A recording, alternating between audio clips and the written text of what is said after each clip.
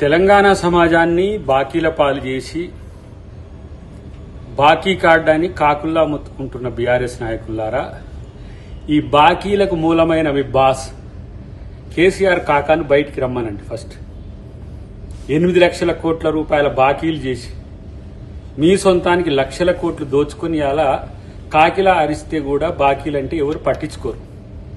మీరు చేసిన బాకీలను తీర్చడమే కాకుండా ఇలా తెలంగాణ సమాజాన్ని ఏ విధంగా ఆదుకోవాలో రేవంత్ రెడ్డి గారి ప్రభుత్వం ఈరోజు కాంగ్రెస్ పార్టీ పూర్తిగా ఇలా ఏ విధంగా చర్యలు తీసుకుంటుందో తెలంగాణ ప్రజలకు అంతా తెలుసు.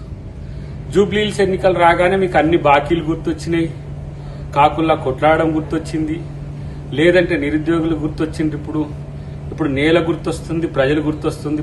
అధికారంలో ఉన్నన్ని రోజులు ఆకాశాల్లో ఉన్న మీరు ఇలా నేలకు దిగి ప్రజల సమస్యలు ఇప్పుడు మీకు అర్థమవుతున్నాయి కాబట్టి కొత్తగా అనిపిస్తున్నాయి. ఇన్ని రోజులు కాంగ్రెస్ పార్టీ చేసిన ప్రచారము దాన్ని తిప్పికొట్టిండ్రు, కానీ ఇలా సమస్యలు అర్థమవుతుంటే ఇప్పుడు మీకు అర్థమవుతుంది. కాబట్టి ప్రజల్లో ఉండే కాంగ్రెస్ పార్టీకి ప్రజల కష్టాలు తెలుసు, విద్యార్థుల కష్టాలు తెలుసు, నిరుద్యోగుల కష్టాలు తెలుసు. మీరు వేసిన గ్రూప్ 1 నుంచి గ్రూప్ 4 వరకు వేసిన నోటిఫికేషన్స్ అన్నీ లీక్ అయి ఏ విధంగా విద్యార్థులు నష్టపోతే వాటిని మళ్లీ నిర్వహించి ఈరోజు అందరికీ ఇలా సర్టిఫికేట్స్ ఇవ్వడమే కాకుండా కొత్త ఉద్యోగాలు కూడా గతంలో ఉన్న 60,000 ఉద్యోగాలు ఇవ్వడమే కాకుండా ఇప్పుడు 42,000 ఉద్యోగాలకు చేస్తున్నారు.